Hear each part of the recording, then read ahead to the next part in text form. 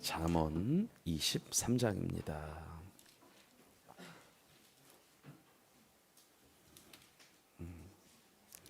19절부터 35절까지인데요.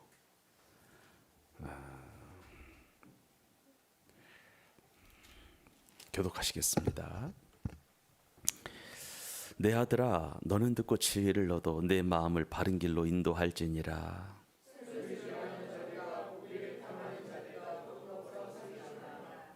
술 취하 음식을 탐하는 자는 가난하여질 것이요 잠자기를 즐겨하는 자는 헤어진 옷을 입을 것임이니라.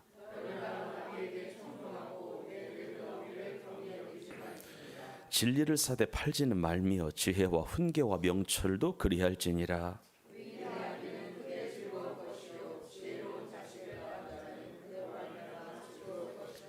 내 부모를 즐겁게 하며 너를 낳은 어미를 기쁘게 하라.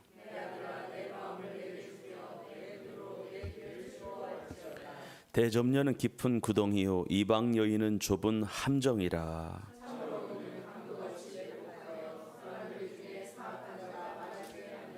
재앙이 네게 있느냐, 근심이 네게 있느냐, 분쟁이 네게 있느냐, 원망이 네게 있느냐, 까닭 없는 상처가 네게 있느냐, 붉은 눈이 네게 있느냐.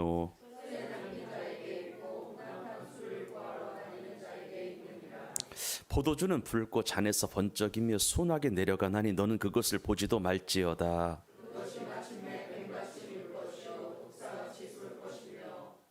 내 눈에는 괴이한 것이 보일 것이요 내 마음은 구부러진 말을 할 것이며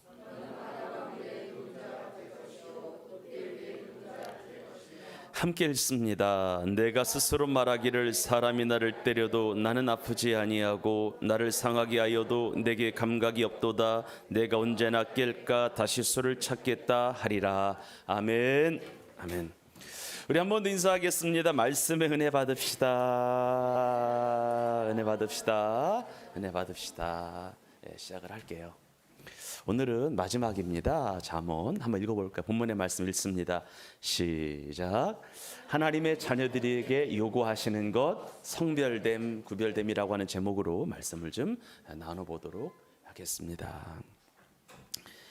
지금 우리는 잠언 23장을 통해서 하나님을 경외하는 자의 삶에 대하여 나누고 있습니다. 여러분, 하나님을 경외하는 것은 모든 지식의 근본이 되고 우리 인생 가운데 하나님이 주시는 복을 받는 비결인데요. 우리가 어떻게 하는 것이 하나님을 경외하는 것인지, 우리가 어떻게 말하고 행동하는 것이 하나님을 경외, 하나님을 두려워하는 것인지 이 삶에 대하여 배우고 있습니다. 그래서 지난주에는 우리 10절에서부터 18절 말씀까지 말씀을 통해 나눴는데 오늘은 19절부터 마지막 35절까지 말씀을 통해서 하나님을 경외하는 자의 삶에 대하여 나누기를 원하고요. 이러한 삶을 살아서 하나님이 주신 복과 은혜를 받아 누리는 생명의 빛 교회 성도가 되기를 주의 이름으로 축원합니다. 그러면 하나님은 우리가 어떻게 말을 하고 어떤 행동을 할 때에 네가 나를 경외한다, 네가 나를 두려워한다라고 여기실까? 우리 본문의 말씀 바로 이제 들어가 볼게요. 시간이 많이 없어서 읽습니다. 시작. 내 아들아, 너는 듣고 지혜를 얻어 내 마음을 바른 길로 인도할지니라. 술 즐겨하는 자들과 고기를 탐하는 자들과도 더불어 사귀지 말라. 술 취하고 음식을 탐하는 자는 가난하여질 것이요 잠자기를 즐겨하는 자는 헤어진 옷을 입을 것임이니라. 아멘. 오늘 본문을 보게 되면은 너는 잘 듣고 너는 지혜를 얻어가지고 내 마음을 바른 길로 인도하래요. 내 마음을 바른 길에 두라고 이야기하고 있는 것을 보게 됩니다. 잘 듣고 지혜를 얻어서 내 마음을 바른 길로 인도하라, 바른 길에 내 마음을 두라고 하는 이야기를 해요. 그러면 내 마음이 지혜를 얻어서 바른 길로 가는 삶이라고 하는 것은 구체적으로 어떤 삶일까요? 하나님은 여러분들의 마음이 지혜를 얻어서 바른 길로 가기를 원하는데 이러한 삶의 구체적인 형태는 어떤 모습이냐라고 하는 거예요.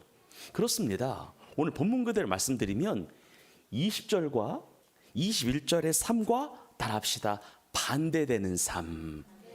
이러한 삶과 성경에 나오는 삶과 반대되는 삶을 살아가는 것이 여러분들이 내 마음이 지혜를 얻어서 바른 길로 걸어가는 거래요. 즉 우리가 20절과 21절의 삶과 반대의 길을 걷게 되면은 하나님께서 말씀하시는 바른 길로 걸어가는 삶을 살아가는 것이라고 성경이 이야기하고 있는 것을 보게 됩니다. 그러면 내 마음이 바른 길로 가는 삶이라고 하는 것은 구체적으로 무엇일까요? 한번 크게 따라합니다. 술을 즐겨하지 아니하고 고기를 탐하지 아니하며 잠자기를 즐겨하지 않는 것이다. 여러분 오해하지 마시고요. 술을 좋아하지 말고 먹는 것을, 여기서 고기라고 하는 것은 예를 든 거고요. 먹는 것을 너무 과하게 식탐이 날 정도로 먹지 말고 잠에 취해서 끝도 없이 자는 그런 형태의 삶을 살면 된다 안 된다? 안 된다라고 성경이 말하고 있는 거예요. 그리고 이렇게 살아가는 자들과 어울리지 말아라. 술을 즐겨하는 자가 어울리지 말고 고기를 탐하는 자가 어울리지 말고 잠을 24시간 자는 자들 있잖아요. 그러니까 10시간 넘게 여러분 잠은 여러분 8시간만 주무시기를 바랍니다. 넉넉하게 10시간 이상 자는 것은 아닌 것 같아요. 아무리 봐도 아니에요. 하나님이 아니라고 하시는 거예요. 그리고 이렇게 살아가는 자들과 어울리지 말라고 성경이 말하고 있는 것을 보게 됩니다. 그러면 왜 성경은 이러한 자들, 술을 좋아하고 먹는 것을 좋아하고 잠자기를 즐겨하는 자들과 어울리지 말라고 성경이 말하고 있는 것일까? 그렇습니다. 이러한 자들의 결국 이러한 자들의 마지막은 따라합니다. 가난함이기 때문이라. 가난함 궁핍함이기 때문이래요. 이러한 자들의 마지막은 가난해진대요. 궁핍해진대요. 안타까운 인생을 살아가게 되는데요. 21절에 봐요. 21절에 보니까 술에 취하고 음식을 탐하는 자는 가난하여질 것이요 잠자기를 즐겨하는 자는 어떤 옷을 입을 것이라 헤어진 옷을 입을 것이라고 말하고 있는 거예요. 여러분 사실 술은 모르겠지만 고기는 음식이고요. 잠자는 것은 인간의 정상적인 생리현상 중에 하나지요. 그래서 여러분 밥을 먹고요, 국을 먹고요. 예를 들어서 뭐 잠을 자는 것은 인간에게 반드시 필요한 거예요. 필요한 거예요. 그런데 오늘 본문에서 솔로몬이 말하고 있는 사람들은 솔로몬이 말하는 건 뭐냐면은요. 이러한 정상적인 수준에서 먹고 정상적인 수준에서 잠을 자고 이런 것을 넘어가는 거예요. 무절제한 거 있잖아요. 방탕한 거 있잖아요. 무절제하고 방탕한 것을 인생의 낙으로 여기는 사람들 있잖아요. 여러분 먹는 것이 인생의 목적이 되면 돼야 한대요? 안 되는 거예요. 잠자는 것이 인생의 목적이면 안 되는 거예요. 근데 먹는 것이 인생의 목적이고 잠자는 것이 인생의 목적이다 보니까 이런 사람들은 가난해지고 궁핍해질 수밖에 없다라고 성경이 말하고 있는 것입니다. 그리고 이런 게 있어요. 지금 우리는요. 언제 죽음이 닥칠지 모르고요. 심판자이신 그리스도께서 언제 도적처럼 임박하실지 모르는 아주 종말론적인 시대에 우리가 살고 있다라고 하는 거예요. 근데 만약 이렇게 긴박한 종말론적인 상황에 우리가 지금 보내고 있는데 여전히 무절제하다, 여전히 방탕하다, 여전히 안일하다, 여전히 게으르다 이러한 삶을 살아가게 되면은 그리스도의 책망과 심판을 받을 여지가 있게 된다라고 성경이 말하고 있는 거예요. 만일 우리가 세속의 술에 취하여 살아가고 세상의 쾌락과 유혹에 따라 살아가게 되면 주님 오셨을 때에 부끄러움을 겪을 수 있다 없다? 있다라고 하는 거예요. 주님의 나를 정말 모른다 하실 수 있다라고 하는 거예요. 그래서 무절제하고 방탕하며 게으르고 육신의 일락만을 도모하는 자는 이 땅에서는 모르겠지만 다음 세상에서는 죽은 자로 들어가게 될 것이고요. 지옥을 향하여 달려가는 운명에 처해질 수밖에 없다라고 하는 사실입니다. 그래서 말씀드려요. 주님의 재림을, 주님의 다시 오심을 목전에 두고 있는 우리의 삶은요, 이렇게 살아가면서 주님의 날을 고대해야 되겠는데, 우리 베드로후서 3장 11절부터 13절의 말씀을 크게 읽습니다. 시작. 이 모든 것이 이렇게 풀어지리니 너희가 어떠한 사람이 되어야 마땅하냐. 거룩한 행실과 경건함으로 12절 시작. 하나님의 날이 임하기를 바라보고 간절히 사모하라. 13절 시작. 우리는 그의 약속대로 의가 있는 곳인 새하늘과 새 땅을 바라보도다. 아멘. 여러분, 거룩한 행실과 깨끗한 경건함으로 살아가기를 주의 이름으로 축원합니다. 하나님의 나라가 임박해 오고 있음을 기억하고 간절하게 주님의 나라를 사모하며 이 땅에서 잘 살아가시기를 예수님의 이름으로 축원합니다. 옆 사람을 축복해요. 우리 깨끗하게 삽시다. 여러분 깨끗하게 살아야 돼요. 경건하게 살아야 돼요. 교회는 이야기해야 돼. 이런 거를 세상은 모르겠지. 교회는 이야기하는 거예요. 또 두 번째인데요. 한번 읽어봐요. 잠언 23장 22절이에요. 시작. 너를 낳은 아비에게 청종하고 내 늙은 어미를 경히 여기지 말지니라. 이 말씀인데요. 이 말씀은 부모에 대한 공경과 부모님이 하시는 말씀에 대한 자녀된 돌이 순종해가는 이야기를 하고 있는데요. 여러분 하나님께서 모세를 통하여 십계명을 주실 때에 하나님이 정말로 중요하게 생각하셔서 하나님 인간 세상에서 꼭 있어야 된다라고 하시면서 계명으로 넣어주신 말씀이 무엇이냐면 부모 공경이에요. 그러면서 하나님께서는 부모 공경은 이렇게 말씀하셨어요. 장수와 연결이 된대요. 20절 출애굽 20장 12절입니다. 시작. 내 부모를 공경하라. 그리하면 내 하나님 여호와가 내게 준 땅에서 내 생명이 길리라. 여기서 길게 산다라고 하는 것은 나이가 들어 무병장수한다는 거예요. 나이가 들었을 때 괜찮습니다. 쉬리. 나이가 들어서 여러분 저거 60이 넘어가면은 일하는 인생이 되면 안 되잖아요. 물론 일할 수 있겠지만 무슨 말이냐면 여기서 말하는 장수는 부유함이 들어가 있는 장수를 말하는 건데 여러분들이 부모를 공경하면은 내 하나님 여호와가 이 땅에서 너에게 준 삶이 괜찮다는 거예요. 윤택하다는 거예요. 또 사도 바울도 에베소 교회를 향하여 보내는 편지에도 동일한 이야기를 하더라고요. 한번 에베소서 6장의 말씀을 읽어봅니다. 시작. 자녀들아 주 안에서 너희 부모에게 순종하라. 이것이 옳은 일이라고 하는 것은 마땅한 일이다라고 하는 거예요. 필요한 일이다라고 하는 거예요. 2절입니다. 시작. 내 아버지와 어머니를 공경하라. 이것이 약속이 있는 첫 계명이니 이로써 내가 뭐하고 잘되고 땅에서 뭐하리라 장수할 것이다. 우리가 부모의 말을 순종하고 부모를 공경하는 것은 옳은 일이라는 거예요. 당연한 일이라는 거예요. 마땅한 일이라는 거예요. 그래서 우리 주변에 부모를 공경하고 부모에게 그래도 잘하는 집의 자녀들을 보게 되면은요, 하나님이 부어주시는 은총과 축복이 남다는 것을 보게 됩니다. 이것은 예수 믿지 않는 자들에게 주신 예수 믿지 않는 자들에게도 주신 하나님의 법칙이거든요. 내가 굳이 하나님을 믿지 않아도요, 부모님을 잘 섬기고 공경을 하게 되면은 이 땅에서 하나님이 장수하게 하고 무병하게 하고 손으로 하는 모든 일들이 잘 되게 하시는 줄 믿으시기를 바라요. 하지만 부모를 공경하지 아니하고 부모의 말을 업신여기고 부모를 무시하는 가정을 보게 되면은 그의 후손들이 하나님이 허락하신 저주 속에 거하는 것을 우리는 보게 됩니다. 여러분 제가 골로새서 3장 20절을 보고 좀 감동을 받았어요. 한번 읽어볼까요? 시작. 자녀들아 모든 일에 부모에게 순종하라. 이는 주 안에서 기쁘게 하는 것이니라. 이것을 쉬운 성경으로 원문을 읽어보니 이렇게 돼 있어요. 자녀들은 모든 일에 부모에게 순종하십시오. 이것이 곧 주님을 기쁘시게 해드리는 일입니다 라고 이야기하고 있어. 무슨 말이냐, 여러분 하나님은요 여러분과 제가 하나님 꼴 예배할 때만 기뻐하시는 것이 아니라, 예배를 통하여 당신을 섬길 때만 좋아하시는 것이 아니라, 전도할 때만 기뻐하시는 것이 아니라, 예물을 드릴 때만 하나님이 기뻐하시는 것이 아니라, 부모를 공경할 때 하나님이 정말로 기뻐하신대요. 아멘. 이게 중요한 거예요. 부모를 공경할 때 하나님이 기뻐하신대. 무슨 말이냐, 하나님을 사랑한다라고 해놓고 부모를 공경하지 않으면 하나님을 사랑하는 것이 아니라고 하는 거예요. 이 얘기는 여러분들, 저는 우리 교회 성도님들이 부모에게 잘하시기를 바랍니다. 아멘. 부모를 공경하시기를 바랍니다. 부모를 챙기시기를 바랍니다. 성경에 셋머리 앞에서 일어서라고 하는 말이 나와요. 셋머리가 뭐예요? 백발의 노인이 오면은 일어서는 교회가 되기를 바랍니다. 적어도 나보다 연장자가 교회에 들어왔다, 일어서야 당연히 어서 오시라고 인사해야죠. 그것이 배운 교회예요. 그것이 지성 있는 교회예요.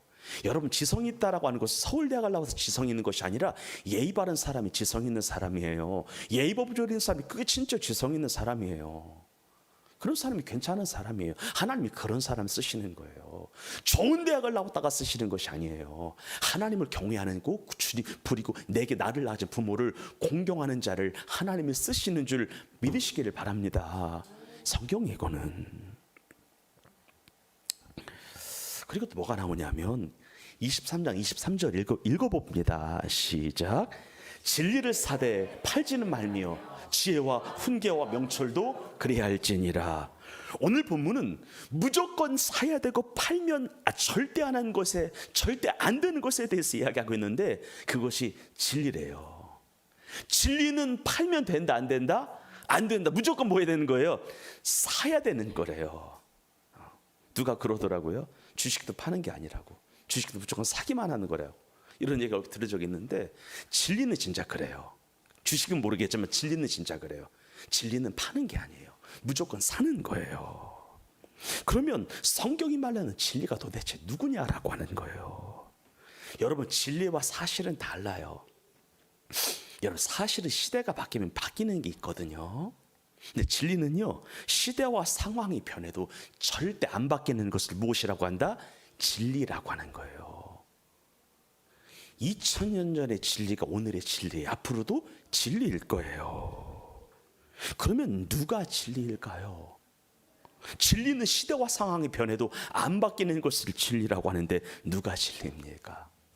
여러분, 예수님이 진리이십니다. 기억하세요. 예수님과 예수님이 하신 모든 말씀이 진리가 돼요. 예수님만이 길이에요. 예수님만이 진리예요. 예수님만이 생명이에요. 여러분, 예수님은 하나님의 외아들이시면서 예수님은 흠과 티가 없으신 완전하신 하나님이십니다.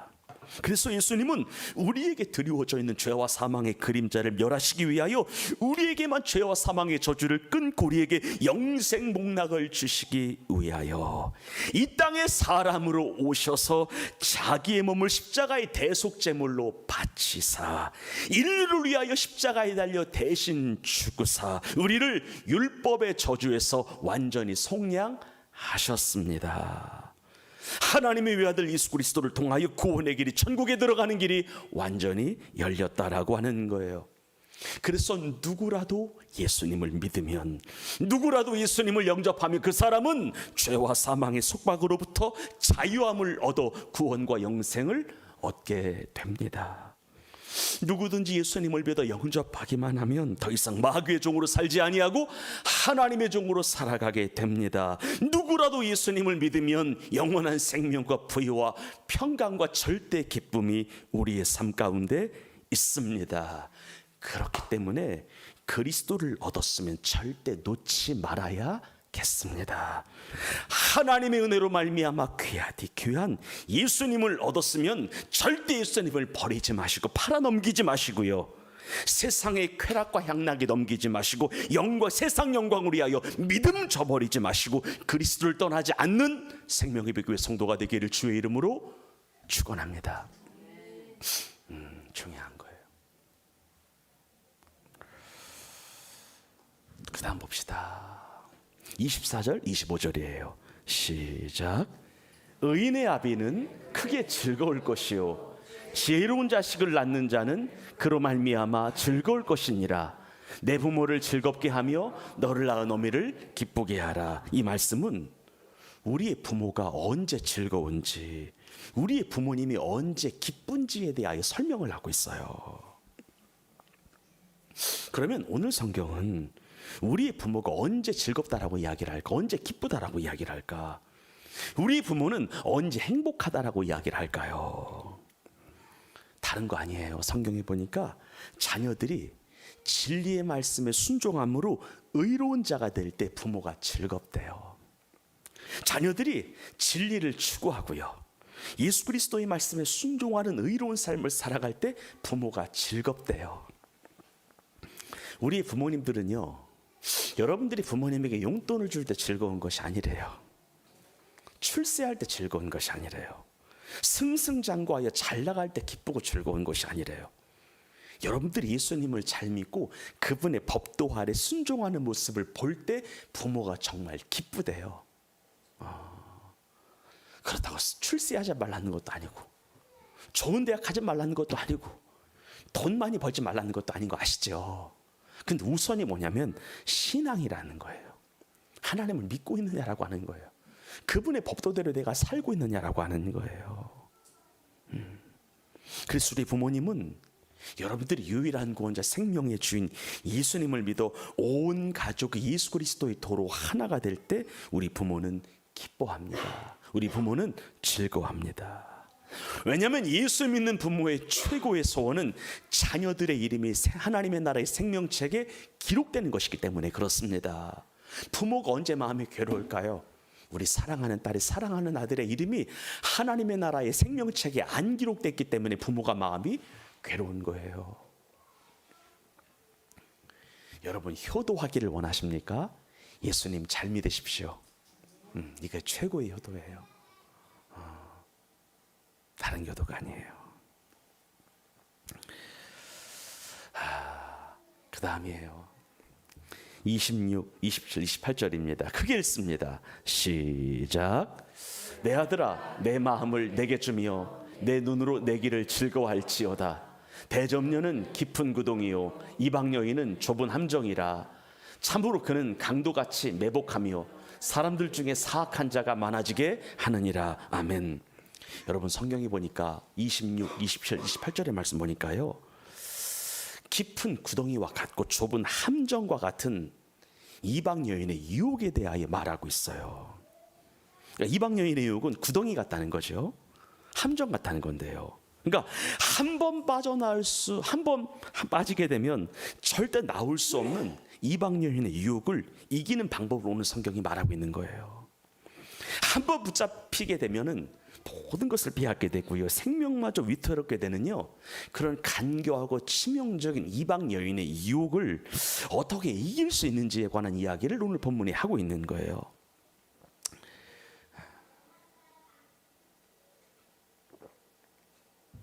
여러분 조금 여러분들의 마음이 어렵고 그래도 좀 불편할 수 있겠지만 그래도 진리의 말씀이기 때문에 여러분들에게 전하는데 이 말씀은 잘 새기시기를 바라는데요. 여러분 특별히 제가 젊은 교회이기 때문에 말씀을 피하지 않고 드립니다.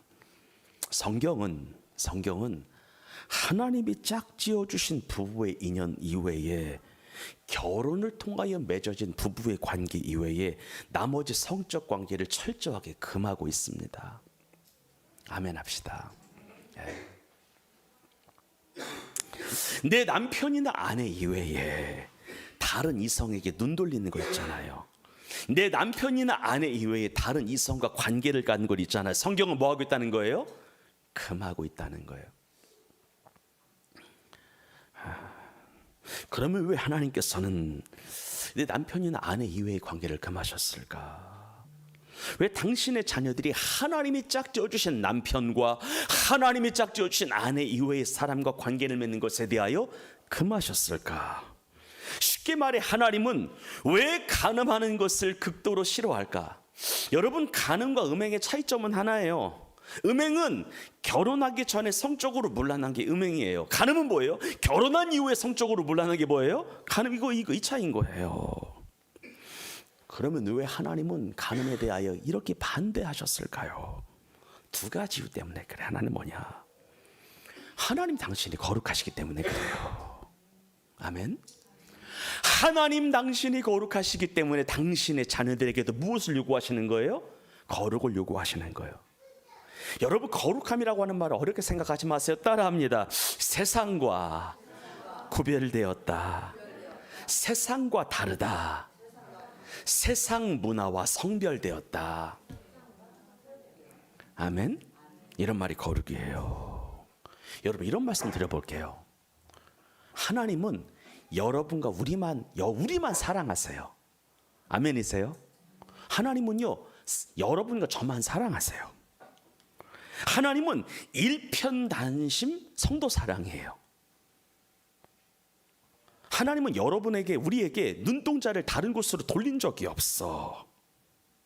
그렇기 때문에 하나님은요, 당신의 자녀들에게도 당신만을 사랑하며 모든 행실에 있어서 깨끗하고 순전하게 살아가기를 원하시는 거예요. 또 그렇기 때문에 하나님은 당신이 자녀들에게 하나님이 맺어주신 이성과만 관계하기를 원한다라고 이야기를 하는 거예요. 오늘부터 잘하자는 거예요. 하나님은 과거는 보지 않습니다. 오늘부터. 여러분 잘 새겨들으셔야 돼요. 하나님은 우리만 사랑하셨어요. 그렇기 때문에 하나님은 여러분이 하나님만 사랑하기를 원하세요. 이 연장선상에서 하나님은요, 당신의 자녀들이 하나님이 맺어주신 이성과만 만나기를 원해요.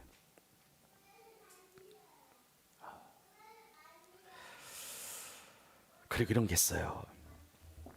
하나님은요, 당신의 하나밖에 없는 외아들 예수님의 피값을 지불하여, 따라합시다, 우리를 사셨다. 아멘. 구속이라고 하죠. 석기야, 하나님의 외아들 예수 그리스도의 피값을 지불하여 하나님이 너를 사셨다. 지불하셨어. 피값을 지불하셔서 내 자녀 삼았다는 거예요. 예수 그리스도의 피값을 지불하심으로 말미암아 우리를 주에서 속량하시면서 당신의 자녀 삼으셨다, 당신의 소유 삼으셨다는 거야. 그러면서 구별을 하셨어요. 그런데 우리를 피값으로 사신 예수 그리스도의 성품이 뭐냐면 모든 면에 있어서 거룩이야. 그분의 성품이, 우리를 사신 우리의 주인 되신 예수님의 성품이 무엇이다? 거룩이다. 그렇기 때문에 하나님은 여러분과 저에게 거룩을 당신 거기 때문에 요구할 수 있다 없다? 있다는 거예요. 이 말이야. 이 말 하고 있는 거예요. 당신이 사셨거든. 옆 사람을 축복해요. 당신은 예수님의 것입니다. 예수님의 거야. 여러분 불편하지만 들어요. 예수님의 거야. 예수님이 사셨어. 근데 그분 사신 예수님의 성품이 깨끗함이고 순전함이고 온전함이고 거룩함이고 성별됨이고 구별됨이야. 그렇기 때문에 당신의 자녀들에게, 당신의 소유들에게 이것을 요구하실 수 있다 없다? 있다라고 하는 거야. 여러분 정말 바람피면 안 되는 거예요? 그래요. 내 남편, 내 아내가 죽어서 재혼하는 건 오케이. 근데 결혼했으면 끝인 거예요. 평생 살아야 되는 거야. 내가 이것을 계속 이야기하는 것은 이것이 우리나라에 너무 깨져 있기 때문에 그래요. 그리고 이것이 교회 안에도 너무 깨지기 시작해서 그래요. 불편해도 들어요. 가끔 하는 설교니까. 대신에 하나님은 과거는 묻지 않으세요. 진짜 안 물으세요? 우리 오늘부터 잘 살기를 주의 이름으로 축복해요. 그리고 믿음의 선배들은 조언을 해줘야 돼. 깨끗하게 살아야 된다고. 또 하나는 음행이라고 하는 게 왜 문제가 되냐? 크게 따라요. 하나님의 성전을 더럽히는 일이기 때문에. 우리가 예수님을 믿음으로 구원을 받게 되면, 우리는 예수님을 믿어 죄사함 받게 되면은요, 그래서 구별된 성도가 되면은 우리는 예수님 안으로 들어가게 돼. 누구든지 주의 이름을 부르면 구원을 받잖아요. 예수님의 이름을 부르면, 예수님의 이름을 믿으면 죄사함과 거듭나잖아요. 죄사함과 거듭남과 동시에 우리의 몸은 예수님 안으로 들어가게 돼. 그리고 우리 안에 예수님이 계셔. 여러분, 주는 그리스도시요 살아계신 하나님의 아들이라고 마음으로 듣고 입술로 고백하게 되면 예수님이 영으로 내 안에 뭐 하신다? 들어오신다. 그렇기 때문에 나는 주님을 모시고 있기 때문에 뭐가 된다? 성전이 된다. 아멘. 김현순 권사님 성전이에요. 하민아, 네 몸이 성전이야. 정찬님 성전이에요.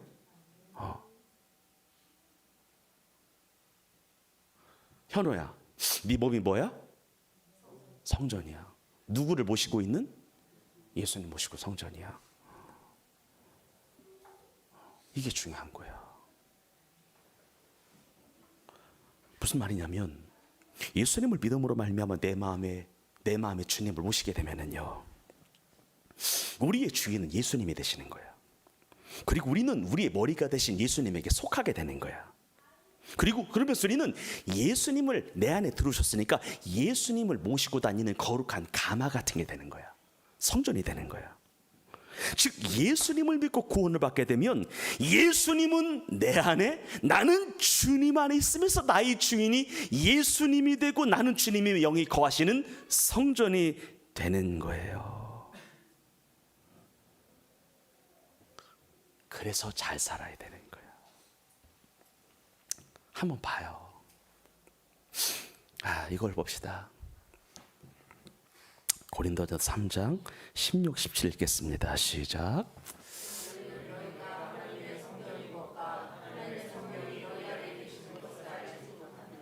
아시기를 바라요. 너희가 뭐래요? 하나님의 성전이래. 하나님의 성령이 너희 안에 거하시는 것을 너희가 알지 못하느냐? 내가 인지하고 있다. 못 인지하고 있다? 내가 인지하고 있다는 거예요. 구원받은 사람들은 17절 시작.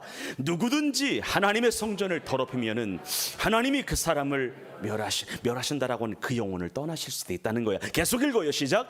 하나님의 성전은 거룩하니 너희도 그러하니라. 하나 더 읽어봐요. 18, 19절이에요. 시작. 음행을 뭐하라? 피하라. 계속 읽어요. 시작. 사람이 범하는 죄마다 몸 밖에 있거니와 음행하는 자는, 여러분 죄악의 목록이 수천 가지가 있잖아요. 그 수천 가지의 죄 목록은 다 몸 밖에서 일어나는 죄악들이래. 근데 이 음행만큼은 누구에게 죄를 짓는 거래? 몸뚱아리에게 죄를 짓는 거래. 19절입니다. 시작. 너희 몸은 너희가 하나님께로부터 받은 바 너희 가운데 계신 성령의 전인 줄 알지 못하느냐? 너희는 너희 자신의 것이 아니라 20절 시작. 값으로 산 것이 되었으니 그런즉 너희 몸으로 하나님께 무엇을 돌리라? 영광을 돌리라. 꼭 기억하시기를 바랍니다. 마지막으로 하나 봅시다. 마지막으로 알코올, 술에 관한 내용 좀 이야기하고 마칠게요. 이 말씀은 잘 기억해야 되는 말씀인데 우리 좀 깨어서 들으시기를 바랍니다. 현호야, 우리 읽으면서, 쉬운 거 읽으면서 진행할게요. 시작. 재앙이 제한당할 사람이 누구냐라고 하는 거예요. 그 다음이요. 근심이 누구에 있느냐? 근심하게 될 사람이 누구냐? 계속이요. 분쟁이 누구에 있느냐? 앞으로 다투게 될 사람이 누구냐? 그 다음이요. 원망이 누구에 있느냐? 그 다음이요.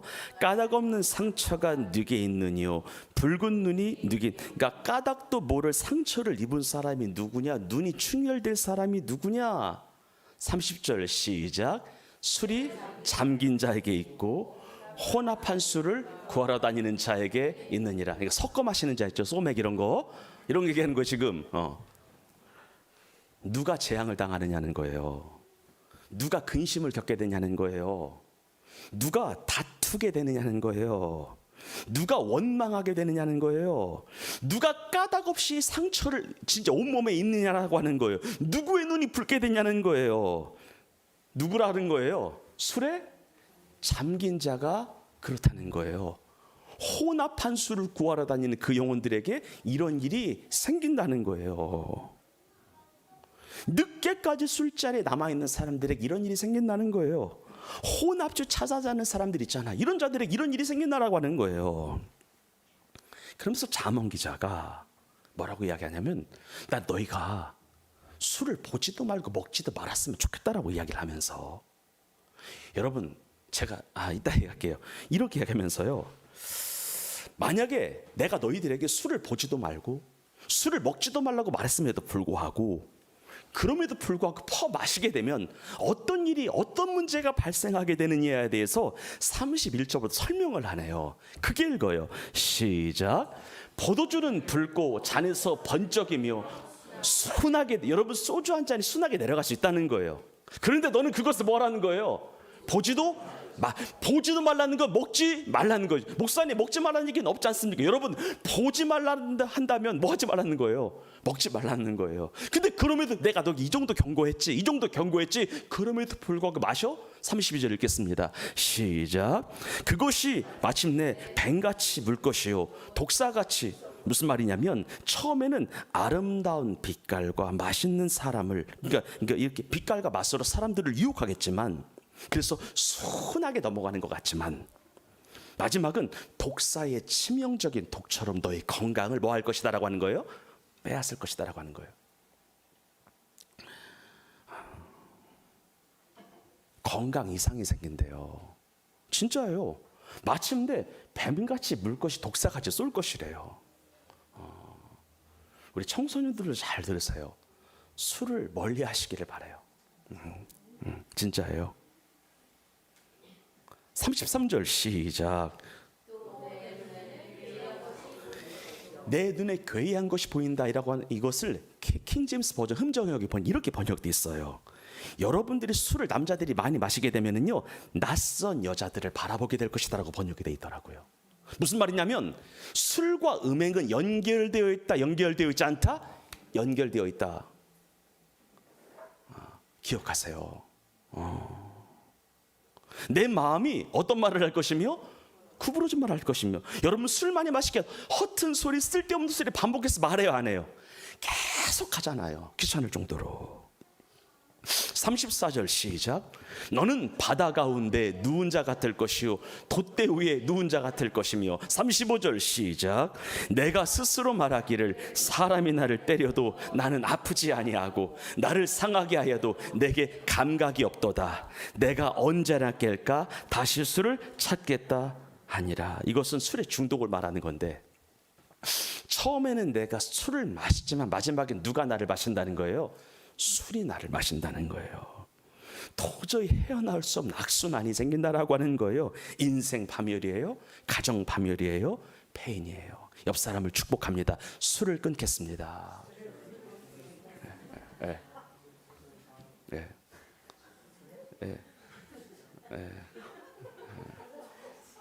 술을 마시지 않겠습니다. 혼합주 거절하겠습니다. 소맥도 거절하겠습니다. 혼합주 안 먹, 과실주 안 먹겠습니다. 담금술 안 먹겠습니다. 이런 거예요. 다 이런 얘기하는 거예요 지금. 여러분, 제가 목회하면서 자주 받는 질문 하나가 있어요. 목사님, 성경에 술 취하지 말라고 했지 술 먹지 말라고 하는 말은 없지 않습니까? 그러니까 술은 조심해서 적당히 소주 한 병 반 정도 마시면 되지 않습니까? 라고 하는 질문을 많이 받아요. 그러니까 적당히 기분 좋을 만큼만 먹으면 되지 않습니까? 라고 하는 질문을 심심치 않게 청장년들에게 많이 받았어요. 하지만 성경은 그렇게 말하고 있잖아요. 성경은 술에 대해서 말하기를 술 안 봤으면 좋겠대, 먹지 말래. 우선 내 건강을 해치기 때문이고요, 내 인생을 고통과 파멸로 몰고 갈 수 있기 때문입니다. 여러분 잘 생각해 봐요. 술 먹고 주일 예배 드리러 오고 싶으면 술을 마셔봐요. 내가 술을 진탕 마셨는데 이날따라 기도하고 싶네, 이런 마음이 진짜 들어요? 안 들 텐데. 만약에 술을 마셨을 때 내가 금요철에 오고 싶고, 술을 마셨을 때 막 전도하고 싶고, 술을 마셨을 때 기도하고 싶은 사람 술을 마셔봐요. 그런 마음 안 들잖아. 무슨 말이냐면 영적이지 않다는 거야. 영적이지 않다는 거야. 결정적으로 술을 마시게 하나님의 법을 잊어버려요. 그리고 주의 때를 놓치게 돼요.